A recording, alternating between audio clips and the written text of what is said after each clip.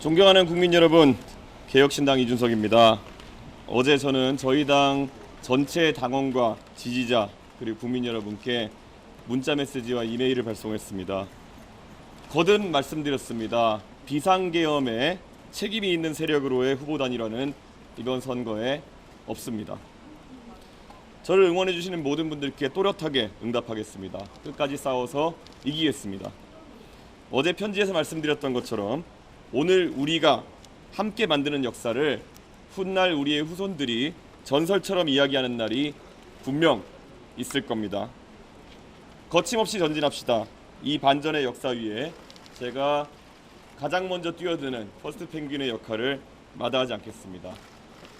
국민 여러분, 최근 며칠간 민주당이 급발진 버튼을 누른 듯 가짜 뉴스를 퍼뜨리면서 저를 몰아붙이는 이유가 있었습니다. 오늘 공개된 갤럽의 여론조사에서 저 이준석과 김문수 후보의 경쟁력 격차가 1% 정도로 줄었습니다. 관건은 추세입니다.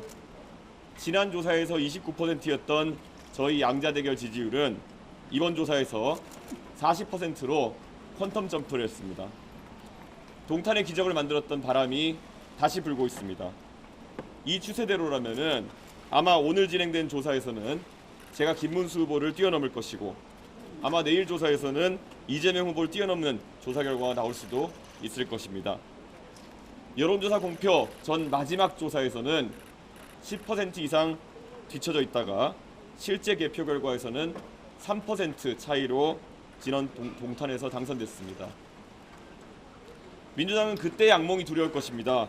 민주당에게는 악몽이지만 국민에게는 그것이 희망입니다. 동탄의 기적이 대한민국의 기적으로 되살아나는 그런 순간이 다가오고 있습니다. 국민 여러분, 김문수 후보로는 이재명 후보를 이길 수 없다는 사실을 이제 국민의힘 모두가 잘 알 것입니다.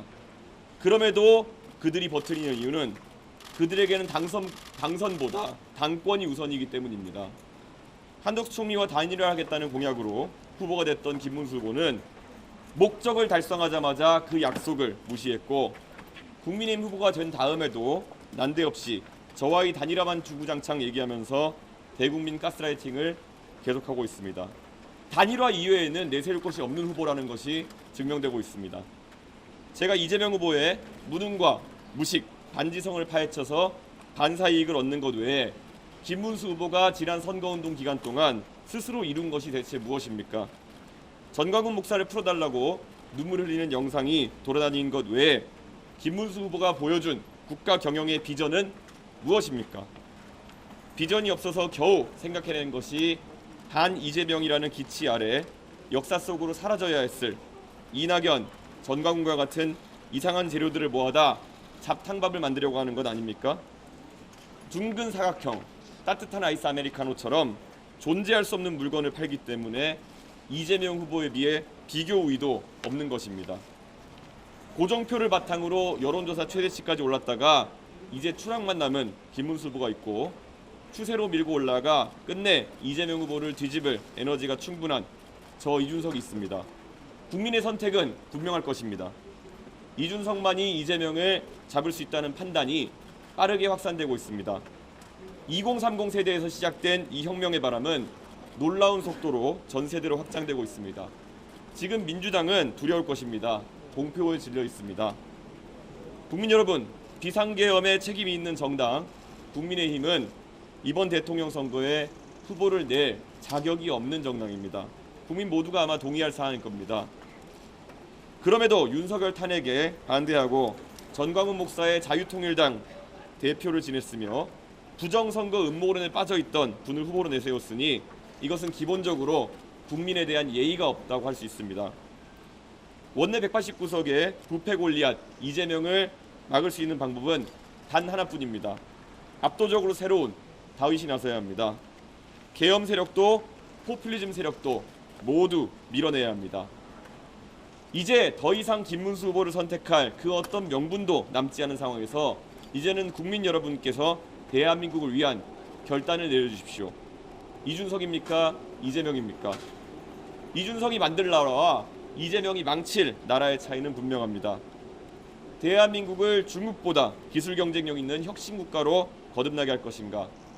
중국과 대만 사이에서 시에시에만 하다가 국제사회에서 완전히 고립되는 나라로 전락할 것인가? 바로 그 차이입니다. 보수와 진보를 가리지 않고 최고로 실력 있는 사람들이 모여 토론하고 타협하는 정치로 갈 것인가? 서초동, 광화문, 시청, 여의도로 갈려서 전쟁 같은 대결을 반복하는 국가로 갈 것인지 바로 그 차이입니다.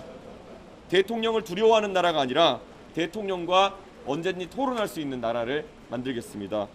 총통이 아니라 국민의 시대를 만들겠습니다. 그게 바로 이준석 정부입니다. 국민 여러분, 결단의 시간입니다. 어둠이 물러나니 해가 뜨는 것이 아니라 해가 뜨기 때문에 어둠이 물러나는 것입니다. 겨울이 물러나서 봄이 오는 것이 아니라 봄이 차올라서 겨울을 밀어내는 것입니다. 어둠이 편이 된 햇볕은 어둠을 밝힐 수가 없습니다. 이재명은 세상을 바꿀 수 없습니다. 오늘 밤 마지막 TV 토론을 보시면 판단은 더욱 분명해질 것입니다. 이준석에게 압도적 지지를 몰아주십시오. 반드시 승리해서 보답하겠습니다. 감사합니다.